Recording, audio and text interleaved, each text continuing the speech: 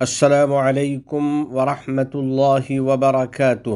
جمعہ 30 صفر سن 1445 مطابق 15 ستمبر سن 2023 کے خطبے کا اردو میں خلاصہ پیش خدمت ہے۔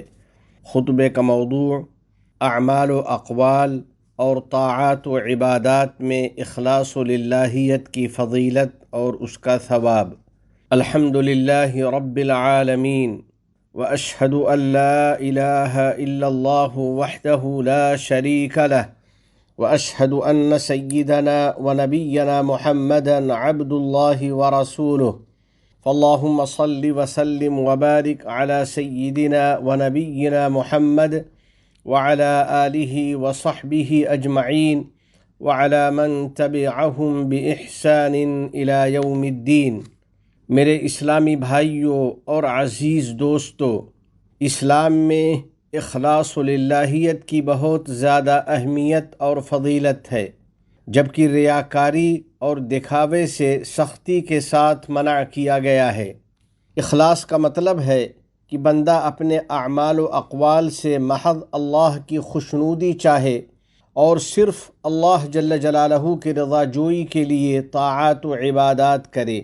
رب ارحم الراحمین نے ہر امت کو اخلاص کی تاکید کی ہے اور تمام اولین و آخرین کو اس کا حکم دیا ہے۔ چنانچہ اللہ سبحانہ و تعالی کا فرمان عالی شان ہے، وَمَا أُمِرُوا إِلَّا لِيَعْبُدُوا اللَّهَ مُخْلِصِينَ لَهُ الدِّينَ، اور انہیں اس کے سوا کوئی اور حکم نہیں دیا گیا تھا کہ وہ اللہ کی عبادت اس طرح کریں کہ دین و بندگی کو صرف اسی کے لیے خالص رکھیں۔ اسی طرح اللہ رب العزت نے اپنی کتاب مبین میں مومنین کو اخلاص کی تاکید کی ہے، جیسا کہ ارشاد ہے، وَادْعُوهُ مُخْلِصِينَ لَهُ الدِّينَ، اور اللہ کی عبادت اس طرح کیا کرو کہ دین و بندگی کو صرف اسی کے لیے خالص رکھا کرو۔ بلا شبہ اخلاص تمام اعمال کی قبولیت کا سبب ہے۔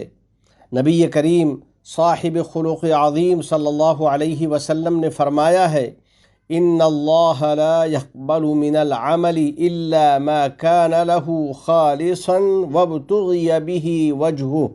بلا شبہ اللہ تعالی بندوں کے اعمال میں سے فقط وہی عمل قبول کرتا ہے جو خالص اسی کے لیے کیا گیا ہو اور اس عمل کے ذریعے اس کی رضا و خوشنودی طلب کی گئی ہو۔ اخلاص و للہیت کی بدولت بندے کو اللہ کی خوشنودی حاصل ہوتی ہے اور اس کو آفات و مصائب سے نجات ملتی ہے، جیسا کہ ان 3 لوگوں کے قصے سے واضح ہوتا ہے جنہوں نے ایک غار میں پناہ لی تھی۔ اسی دوران ایک چٹان آ کر گری جس کی وجہ سے غار کا دہانہ بند ہو گیا اور ان کے لیے وہاں سے نکلنا ناممکن ہو گیا، تو تینوں نے اپنے اپنے مخلصانہ اعمال کو یاد کر کے ان کے وسیلے سے دعا کی، اور ہر ایک نے بارگاہ الہی میں یوں عرض کیا، فَإِن كُنْتُ فَعَلْتُ ذَلِكَ ابْتِغَاءَ وَجْهِكَ فَافْرُجْ عَنَّا مَا نَحْنُ فِيهِ فَانْفَرَجَتِ الصَّخْرَةُ فَخَرَجُوا يَمْشُونَ۔ پس اگر میں نے یہ کام محض تیری رضامندی اور خوشنودی کے لیے کیا تھا تو اس مصیبت سے ہم کو نجات دے دے جس میں ہم گرفتار ہیں۔ چنانچہ وہ چٹان مکمل طور پر ہٹ گئی اور غار کا دہانہ پورے طور پر کھل گیا، پس وہ تینوں غار سے باہر نکلے اور آگے کے لیے چل پڑے۔ اخلاص و للہیت والے عمل سے بندوں کے درجات بلند ہوتے ہیں اور ان کی نیکیوں میں خوب کثرت ہوتی ہے۔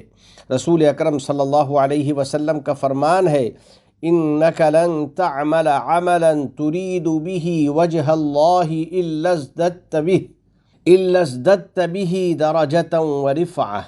بلا شبہ تم جو بھی عمل محض اللہ کی رضا جوئی کے لیے کرو گے، اس سے اللہ کے ہاں تمہارا درجہ اور مرتبہ بہت زیادہ بلند ہو جائے گا۔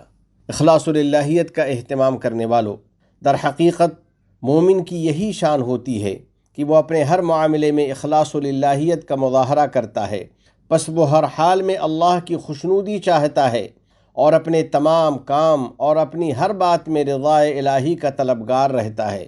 اور یہ بات تو ہم سب کو معلوم ہے کہ اللہ کی وحدانیت کا اقرار سب سے عظیم قول ہے اور لا الہ الا اللہ سب سے افضل کلمہ ہے۔ اس کلمہ کی فضیلت کے بارے میں رسول اللہ صلی اللہ علیہ وسلم کا ارشاد ہے، ما قال عبد لا الہ الا اللہ قط مخلصا الا فتحت له ابواب السماء حتى تفضی الى العرش۔ جب بھی کوئی بندہ اخلاص کے ساتھ لا الہ الا اللہ کہتا ہے تو اس کے لیے آسمان کے دروازے کھول دیے جاتے ہیں حتیٰ کہ وہ عرش تک پہنچ جاتا ہے۔ اسی طرح اخلاص کے ساتھ صدقات و خیرات کرنا افضل ترین اعمال میں شامل ہے۔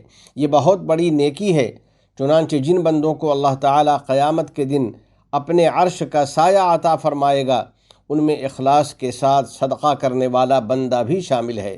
رسول رحمت صلی اللہ علیہ وسلم کا فرمان ہے، رجل تصدق بصدقۃ فأخفاها حتى لا تعلم شماله ما تنفق يمينه۔ اور جن بندوں کو عرش الہی کا سایہ نصیب ہوگا ان میں وہ شخص بھی شامل ہے جو اس طرح اخلاص اور پوشیدگی کے ساتھ صدقہ کرے کہ اس کے بائیں ہاتھ کو بھی خبر نہ ہو کہ اس کے دائیں ہاتھ نے کیا خرچ کیا۔ یا اللہ ہم سب کو اخلاص للہیت عطا فرما دے اور اپنی مخلصانہ اطاعت و عبادت کی توفیق دے دے اور ہم کو تمام لوگوں کے لیے نفع بخش بنا دے۔ نیز ہم سب کو اپنی اور اپنے نبی محمد عربی صلی اللہ علیہ وسلم کی اطاعت کی توفیق عطا فرما دے۔ رفیقان ملت ایمانیہ، میرے عزیز بھائیو، مومن بندے کے ہر عمل میں اخلاص للہیت مطلوب و مقصود ہے۔ پس اخلاص کا تقاضا ہے کہ ایک باپ اپنے رب کریم کی رضا کے لیے بچوں اور بچیوں کی اچھی پرورش کرے، اپنی فیملی کی سعادت مندی کے لیے بھرپور محنت کرے اور اولاد کی تعلیم و تربیت میں خوب خرچ کرے۔ رسول کریم صلی اللہ علیہ وسلم کا ارشاد ہے، إنك لن تنفق نفقة تبتغي بها وجه الله إلا أجرت عليها حتى ما تجعل في فم امرأتك۔